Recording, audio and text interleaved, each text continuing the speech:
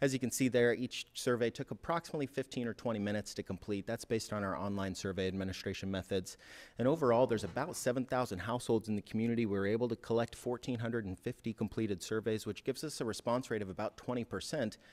While I've seen 20% response rates based on random sampling before, I've never achieved a response rate so high based on all household participation. So, I mean, this is an outstanding achievement. One of the reasons for that is because our typical margin of error, or our goal margin of error for this particular project was about 5% plus or minus at the 95% level of confidence. And you were able to bring that down based on participation alone to 2.6%. So just over 2.5% at the 95% level of confidence, which means if we were to allow all city participant households to participate again, and we collected 1,450 surveys 100 times. 95 out of 100 times, we're going to get these same results, plus or minus that margin of error of about 2.5%. In addition to some demographic features that were collected in the survey to ensure that the overall sample of the results matches or closely mirrors the representative sample of the community based on census results, we track also the geography of those respondents. So the household survey was based on the residential addresses within the city. Only one survey per residential address was selected, and we were able to track that online using that verification question at the very end of the online survey. And as you can see here, we got a really solid distribution of responses from throughout the city. When we talk about who responded, some questions, as you can see in the report, are directly comparable to U.S. Census results. What we're comparing here is your age of the respondent. We also asked the household type ages so we could get a more accurate assessment of who or what type of households were responding to the survey. We also wanted to make sure that we're representing those folks that have lived here 31 plus years. When we talk about the bottom line up front, this is just astounding news. When we talk about general perceptions, I've already stated the obvious, but folks are extremely satisfied with the overall quality of life in the city, the overall quality of services provided, and even going all the way down to the bottom, 60% of respondents are still saying excellent or good when we're talking about city council acting in the best long-term interest of the community. So even when we're talking about elected officials, we're still seeing extremely high positive responses. One thing nationally that's really occurred over the last 18 months to 24 months is a significant drop in trust in local governments. The perceived notion that you could trust your governments in the past is kind of fading based on some of our research. It seems like here in Lake Forest, you've been able to kind of combat that national trend that we've seen. When we talk about satisfaction with overall city services, we've listed kind of the overall or major categories here within the survey instrument that I'm sure you're familiar with, or at least is in the back of the full report. You'll see that we broke this down into various subsections, but it's all kind of predicated on what we're seeing here. And what we're seeing is fire and emergency, parks and trails, and police services coming out at the top. When we asked respondents what are those services for which are most important or we should emphasize most over the next few years, those were also the three services that they want us to continue to emphasize. So what that tells us is that we're performing extremely well. They want us to keep up that good work. Now, as we get towards the bottom, we find some services, overall quality of new development and the development process, but we know residents are typically less well informed about those types of issues, which can lead to some perception-related issues. What we want to do is make sure to set the bar for those, communicate effectively, but we're still performing extremely well with less than 20% of respondents saying anything in the dissatisfied category here.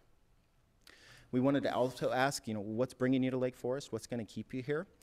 What I've highlighted are the items that are going to have the largest impact on the respondent's decision to stay in the city. So that's kind of struck across all of those items there. But what I did is basically sorted the chart in the sum of very important and somewhat important responses. The only thing that's not necessarily important to a vast majority of respondents is the availability of multifamily housing, whereas everything else is really high or elevated levels of importance. And what we find is that lower taxes than in nearby cities, schools are kind of those items that maybe aren't necessarily bringing people here, but definitely going to keep them here. Overall safety and quality of your services is also one of those top selling features. And we also asked another perceptions-related item. I couldn't even chart the percentage of respondents who said that they were unsafe or very unsafe. It was 0.4% of our 1,450 surveys. Vast majority, 98% of respondents indicate they feel very safe or safe in the community, 1% saying neutral. We talk about benchmarking, contextual comparisons, and as you can see here, out of the items that were listed, you've rated above in all 25 items that were comparable, but in the overall satisfaction with the major city services, you could see just how far and away you are above those national and the communities with the median income categories. What we would say here is a difference of about 3%, maybe up to 5% for some of the averages would be a significant difference, and you were able to beat that in all but the library programs and services. We talk about priorities for improvement. As I mentioned at the beginning of the presentation, regardless of how the results would have shaken out, we were going to develop priorities for improvement based on the satisfaction, and then this question as well, city services that are most important to households. What we want to assess are those services for which residents are below average satisfied and above average indicating importance. And what we find there is that there are no services overall in the city of Lake Forest for which residents think that we should have a dramatic or a major shift in investment or priority just based on these results alone. However, we were able to find a few areas in which the city could address or look at a little bit more closely in the coming years in order to improve generalized satisfaction with city's infrastructure. This is drainage and stormwater sewer management, streets and neighborhoods, city streets overall, and city street lighting. I've also highlighted city sidewalks in this particular section. It's one of those areas that if satisfaction were to dip just slightly, it would become a high priority item or a rating of 0.10 or more. For recreation priorities as well as the library, we're going to display and present the recreation program priorities today. This is an investment priorities tool that we use nationally for parks and recreation. We do a lot of parks and recreation work for your districts here in the Chicagoland area. About 200 of these a year are completed across the country, and each and every one of them contains this type of analysis. What we want to know first from respondents is if they have a need for a given recreation program, and we had a separate question for library programs and services, but here's the overall or the percentage of respondents who indicated they had a need.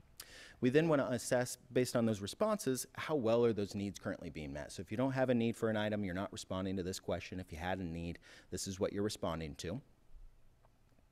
And what we also want to know is which ones are most important. Those items in the red, those top priorities for investment, are those items that are going to lead to the biggest bang for our buck, or the biggest return on our investment, meaning that the largest number of households in the community would be served, or their unmet needs would be served by investing in those items towards the top of this analysis. Again, that doesn't mean that sailing and dance programs should be eliminated. It means that we're currently or likely serving the current need in the community relatively well, and there's not a need for future investment or further investment. Now, this is another just example of some of the other analysis that we did. In your full report, you'll see the overall open-ended comments. What we wanted to make sure that you saw here is that when we talk about some of our events, concerts, programs, fitness programs, membership, youth sports, when we're talking about all this stuff, we asked respondents for an open-ended response, and here are some of the items that they told us. We see pickleball really large. We see some of those program adult class. And what we can see here is that the sources currently used to get news and information about the city program services and events, topping out at the top there is the city's website, your quarterly dialogue newsletter, and emailed newsletter. So in summary, it's really difficult for a consultant to kind of get up here and just say, hey, everything's great and everything's fantastic. Now, in summary, everything is really great, and folks feel fantastic about living in Lake Forest. I mean, it is the bottom line. What we have is really an issue with some of our city infrastructure, some draining, city streets, city street lighting, really just in one particular area of the community for the most part. Those are really our only top priorities for investment based on the results of the survey.